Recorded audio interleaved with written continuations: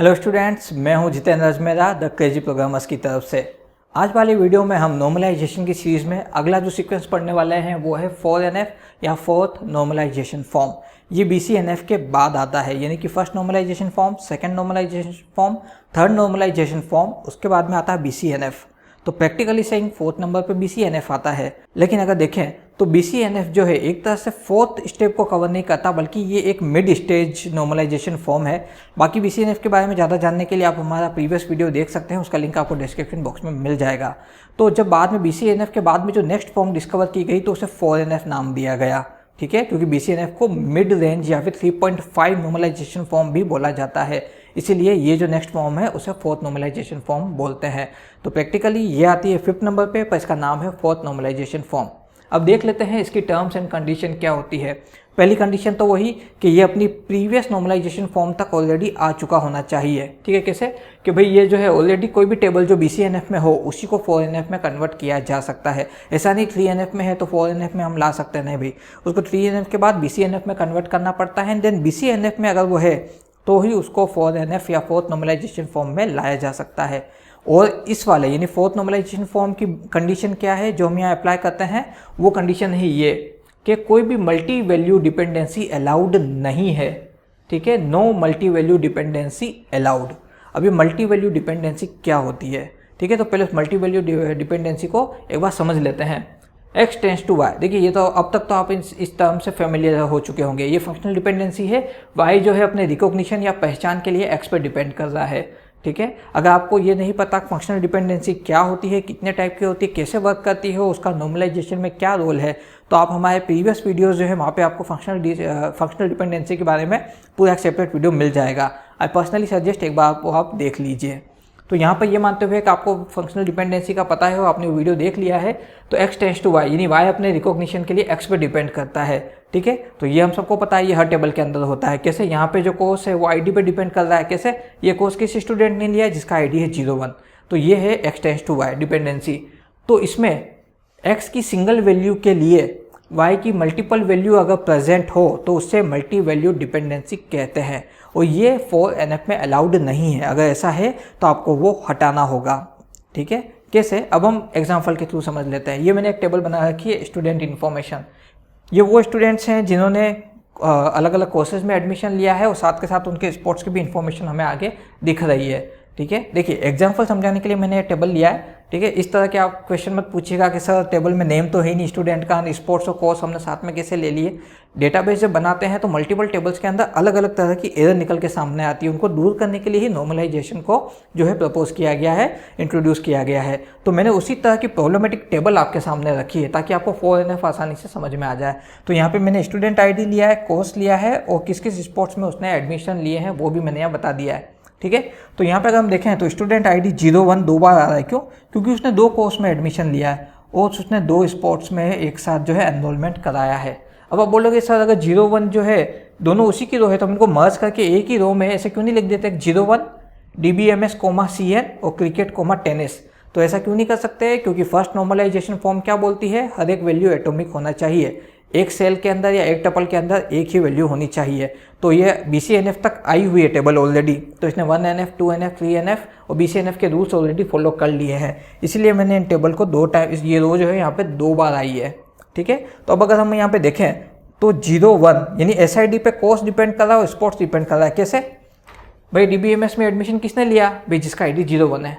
Computer networks में admission किसने लिया है? जिसका ID 01 है, ठीक है भाई। क्रिकेट कौन खेल रहा है? जिसका ID 01 है। टेनिस कौन खेल रहा है? जिसका ID 01 है।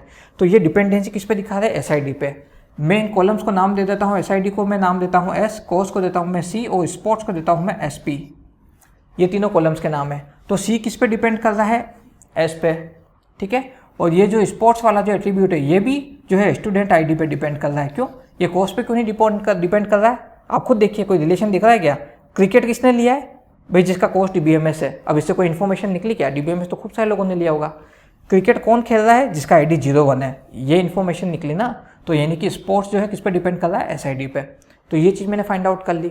लेकिन मैं क्या देखता हूँ कि यहाँ पे जो ये दोनों ही जगह जो SID जो है इसकी वैल्यू तो हो गई भाई, यहाँ पे हमारे हो गई 01, लेकिन कोर्स की वैल्यू होगी DBMS और CN, मल्टीपल वैल्यू, ठीक है। देख लेते हैं। DBMS और CN, यानी कि x की तो एक वैल्यू और y की दो वैल्यू। चलो ठीक है, यहाँ तक तो फिर भी हम एक बार इसको एडजस्ट कर लें क्योंकि ये एक ही कॉलम में आ रहे हैं, लेकिन यहाँ तो एक और कॉलम मौजूद है भाई पूरा, और उसमें भी मल्टी वैल्यू। कैसे भाई, 0 1 के ऊपर दो जो है मौजूद है यहाँ पे। ये देखिए, अगर हम तो क्रिकेट और टेनिस, तो अगर हम देखें तो x टेंस टू y का रिलेशन यहाँ रखें तो ये तो भाई हो गया हमारा x SID, और ये जो हो गया y, तो y की तो 4 वैल्यू है भाई। ये है मल्टी वैल्यूड एट्रीब्यूट डिपेंडेंसी। कैसे, x की तो एक ही वैल्यू और y की मल्टीपल वैल्यू है, तो ये सारी वैल्यू अपने रिकॉग्निशन के लिए किस पे डिपेंड कर दी है, इस पे SID पे, x पे डिपेंड कर दी है। तो ये मल्टी वैल्यू डिपेंडेंसी नहीं होनी चाहिए, इसको हटाना पड़ता है, तब जाकर के टेबल फोर्थ नॉर्मलाइजेशन फॉर्म के अंदर काउंट होती है। ठीक है, ये कुछ वैसा ही जैसा 2NF के अंदर हम रोज के अंदर जब डुप्लीकेशन होता था तो हम रोज को हटाने की कोशिश करते थे, 4NF के अंदर हम कॉलम को हटाने की कोशिश करते हैं। ठीक है, कैसे कि भाई मैं DBMS और CN को तो अलग नहीं कर सकता, दोनों कोर्स में आते हैं तो ये तो साथ में ही रहेंगे इस तरह से। हाँ, मैं स्पोर्ट्स वाले तो अलग कर सकता हूँ, यानी टेबल को कुछ हद तक तो मैं नॉर्मलाइज कर सकता हूँ। तो ऐसी कंडीशन में क्या करते हैं, ये देखिए टेबल को इस तरह से 2 पार्ट में तोड़ दिया जाता है। ठीक है, कैसे, स्टूडेंट ID और कोर्स की अलग टेबल बन गई और स्टूडेंट ID स्पोर्ट्स की अलग टेबल बन गई। ठीक है, तो इससे हुआ क्या कि भाई यहाँ पे अगर हम देखें तो पहले जहाँ एक ही टेबल में इतनी डिपेंडेंसी थी, ठीक है, अब हम इस वाली टेबल में देखें तो यहाँ पे अगर हम देखें तो x के ऊपर जो डिपेंडेंसी है, ठीक है, वो हो गई है कम, DBMS और CN। ठीक है, पहले से तो कम हुई ना। ठीक है, लेकिन अब हम इनको सिंगल कैसे कंसीडर कर सकते हैं कि दोनों कोर्स में काउंट होती है। ठीक है, और चूंकि ये 1NF के रूल को फॉलो कर दी इसलिए मैंने अलग अलग लिखा है। अदरवाइज में जब भी मैं ऐसे इन्फॉर्मेशन लेना चाहूँ कि भाई स्टूडेंट 1 ने कौन कौन से कोर्स लिए तो DBMS CN एक साथ लिखे हुए आएंगे। तो इन शॉर्ट यहाँ पे मैंने क्या किया, y को मैंने सिंगल वैल्यू एट्रीब्यूट में कन्वर्ट कर दिया। ठीक है, क्यों, क्योंकि यहाँ पे अगर मैं इनको सिंगल वैल्यू में कन्वर्ट करने की कोशिश करता तो साथ में क्रिकेट टेनिस मर्ज हो जाते ना, तो इन दोनों के चक्कर में ये दोनों भी आपस में मर्ज हो जाते, तो वो अलाउड इन था, ये 1NF का रूल टूट जाता। ठीक है, मैं सिंपल में समझाने की कोशिश करता हूँ, नथिंग एल्स। टेबल ज़्यादा कॉम्प्लेक्स थी, उसको थोड़ा कम कॉम्प्लेक्स कर दिया। ठीक है, क्योंकि कॉलम को तो हम डिवाइड कर सकते हैं, रोज को कैसे डिवाइड करें, वो तो 2NF में होता है। अब 2NF का रूल यहाँ तो लगा नहीं सकते। ठीक है, तो हमने क्या किया, थोड़ा कम कॉम्प्लेक्स कर दिया, तो हमने 2 अलग अलग टेबल कर दी। तो अब इससे क्या हुआ, यहाँ पे भी x की वैल्यूज जो y की वैल्यूज कम हो गई और यहाँ पे भी जो है y की वैल्यूज कम हो जाएगी। ठीक है, ये हो गया क्रिकेट और ये हो गया टेनिस। तो कुल मिलाकर के ज़्यादा कॉम्प्लेक्स टेबल को हमने कम कॉम्प्लेक्स कर दिया। क्लियर है, तो ये होता है मल्टी वैल्यू डिपेंडेंसी हटाना और यही होता है 4NF। ओके, मैं उम्मीद करता हूँ इस वीडियो के अंदर आपको 4NF समझ में आ गया होगा। ठीक है, देखिए 4NF 5NF इनके कंसेप्ट बहुत ही ज़्यादा सिंपल हैं।